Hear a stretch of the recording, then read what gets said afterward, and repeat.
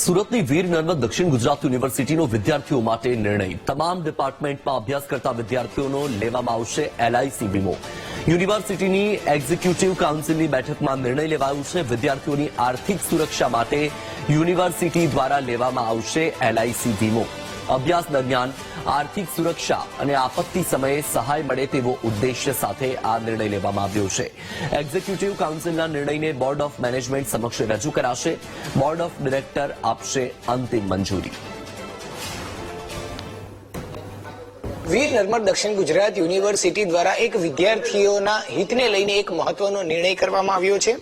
વિદ્યાર્થીઓના જે તમામ યુનિવર્સિટીના ડિપાર્ટમેન્ટ છે તેના જેટલા વિદ્યાર્થીઓ છે તેનો ફરજિયાત વીમો લેવામાં આવશે, આ પ્રકારનો નિર્ણય કરાયો છે.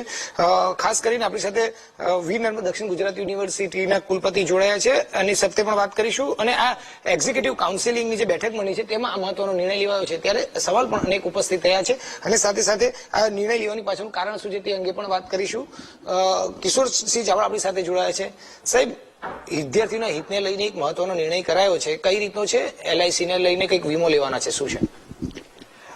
આપણી વીર નર્મદ દક્ષિણ ગુજરાત યુનિવર્સિટી જ્યારે 60 વર્ષ પૂર્ણ કરી રહી છે ત્યારે 60 વર્ષની ઉજવણીના પ્રકલ્પના ભાગરૂપે આ યુનિવર્સિટી પરિસરમાં અભ્યાસ કરતા 7000 કરતા વધારે વિદ્યાર્થીઓ જે છે તેનું યુનિવર્સિટી પોતાના ખર્ચે એ વીમો ઉતારવાનો અમારી એક્ઝિક્યુટિવ કાઉન્સિલમાં નિર્ણય લેવાય છે. અને ત્યાં વીમો જે છે લાઈફ ઇન્સ્યોરન્સ કોર્પોરેશન એટલે એલઆઈસી પાસે સરકાર માન્ય સંસ્થા પાસે લેવામાં આવશે. આમાં પ્રત્યેક વિદ્યાર્થીઓનો યુનિવર્સિટી લવાજમ ભરશે, એ યુનિવર્સિટીને આર્થિક બોજો પડશે. અને વિદ્યાર્થીઓ જે છે તેને એ પોતાનો જે આર્થિક જોખમ જે છે એ એલઆઈસી ની અંદરથી જેને આર્થિક વળતર મળે એમાંથી એને કવર થાય છે. બીજી મોટી વાત એ છે કે એક સાથે 7000 જેટલા વિદ્યાર્થીઓનો એલઆઈસી વીમો લેવાનો, તો એમાં કઈ રીતનું પ્રીમિયમ કે અને કેટલાનો એ વીમો રહેશે એવી કોઈ ચર્ચા બેઠકમાં થઈ હોય ને પાસ થવાનું?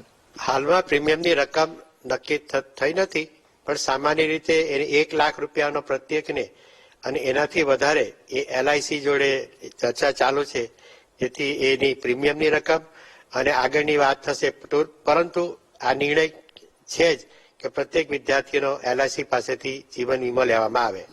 બિલકુલ, એટલે સુરતની વીર નર્મદ દક્ષિણ ગુજરાત યુનિવર્સિટી ખાતે ડિપાર્ટમેન્ટના જેટલા પણ વિદ્યાર્થીઓ અભ્યાસ કરી રહ્યા છે તે તમામ, એટલે કે 7000 થી વધુ વિદ્યાર્થીઓનો એક સાથે વીમો લેવામાં આવશે. અને આ વીમો વીર નર્મદ દક્ષિણ ગુજરાત યુનિવર્સિટી પોતાના ખર્ચે આપવા જઈ રહી છે. એટલે ખૂબ જ મોટી જાહેરાત હાલ કહી શકાય વિદ્યાર્થીઓના હિત માટે અને તેના આર્થિક રક્ષણ માટે આ પ્રકારનો નિર્ણય કરી રહી છે.